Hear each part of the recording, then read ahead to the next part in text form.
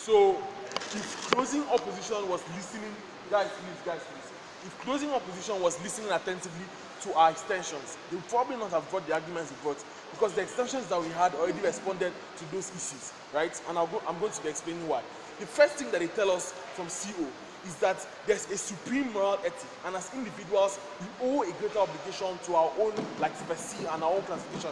I'm happy she agrees that that is the argument they give, because we're engaging it on the best possible, like, case. So now, we think that that argument that they present is really bad, and it sends across a very, very bad narrative. Because the reason that we give rights to every single person in society is based on the premise that they have moral status, right?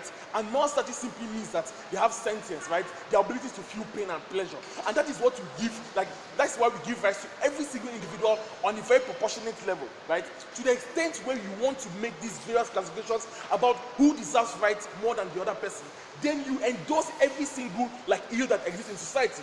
You endorse sexism, you endorse racism. Why? Because every single form of discrimination is premised on the narrative that one race or one species is greater than the other. So whites believe that they are more superior to blacks, and they believe that there's a need to preserve, like, they have to preserve themselves. Why do we have colonialism and slavery? Because whites believe that they are superior, and every other person was beneath them. So they felt a moral obligation to protect their own species. And that is exactly what these guys are telling us, and we think that narrative is one that is essentially flawed and should not stand in today's debate.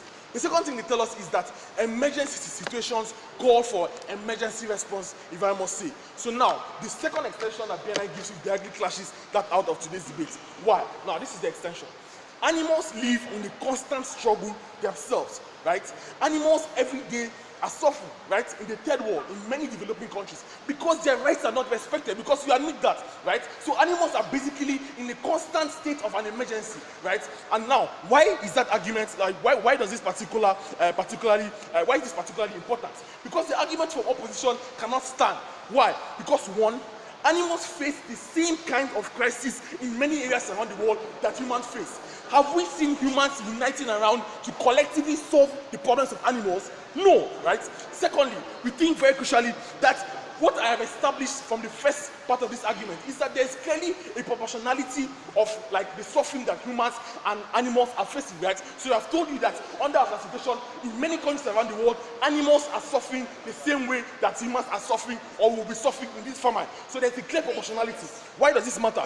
Because when you are a progressive and, guys, when you are progressive and you neglect the struggle of a minority, and in this instance you prioritize the struggle of humans over animals, then you endorse the narrative that human beings, the rights of human beings, are greater than the rights of animals, right? So we think that if there's a proportionality, then you cannot favor one side over the other, especially when you are when you are clearly a progressive who is trying to espouse the views of animal protection in your own demography. And we think that leads us to the first thing I talked about, where you endorse all forms of discrimination, where you want to prioritize, where you want to validate, number one, that human beings have greater rights than animal rights, and then you don't validate every form of discrimination that exists all around the world. This is very crucial. The extension that these guys bring cannot stand in today's debate at all, because, like, on the various levels that analyze them, like, that has been deconstructed. Before I engage what O brings us, I'd like to take a POI. They try to make this debate about optimistic statements, but they fail to recognize that when the danger to human life, then priorities consequences. Now, the question is, Father, do you believe that it's more of America to refuse to help communist leader just because they want to make a statement that communist? Okay, see, now if you're talking about statements, we have said that this debate is not about utility, right?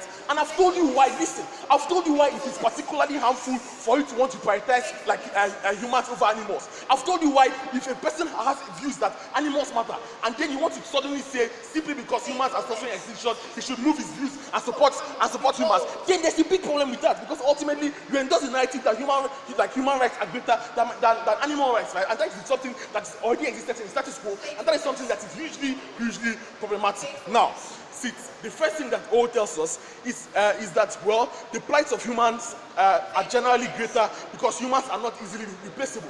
In PNS speech, we disputed the premise that that is true because, like we have seen clearly, we have seen many animals going in extinction. We have never seen any human like going in extinction. We think the human race has like a special ability to keep to exist in continuity. So we don't particularly think that there's any unique threat like to the humankind that animals do not face. Right? We think that the threat to animals is greater. Ultimately, because like we have seen practical instances where animals have gone extinct, but in the world they only say, well, animals, humans are harder to replace, like without any valid evidence for that. And we think as a second response, even if there's suffering on both sides, we think ultimately, like OG says, there's no monopoly of aid to the struggle that animals, that human beings face, right? Because we think that it is more difficult to arouse sentiments to protect animal rights in the third world, because governments can never ever use that to campaign and win elections. Governments can never ever campaign on animal rights and win elections, but they can easily say, well, let's protect our human race, and they can easily win elections with that. So there's really no incentive to cater for the problems that animals face in the status quo, but there's a bigger incentive to cater for the problems that human beings face, because it's easier to prove to humans that there's an existential threat to them and make them to respond to that how you want.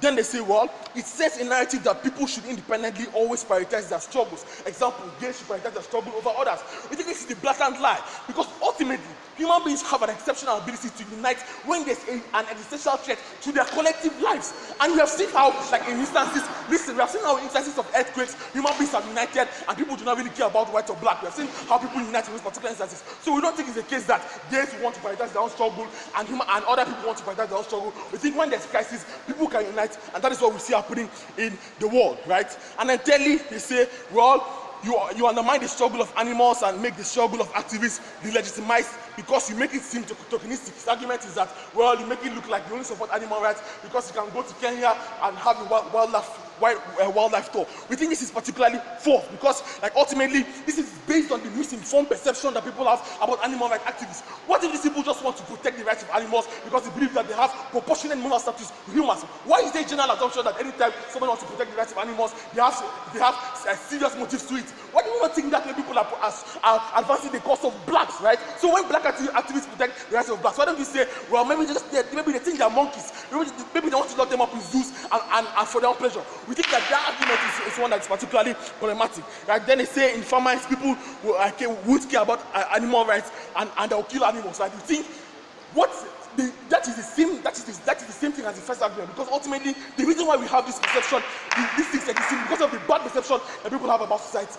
Ultimately, there's no utility on both sides. This is about making a statement. I would think as a progressive, you have a moral obligation to make an active statement to protect the rights of that minority group you seek to protect, exceptionally political.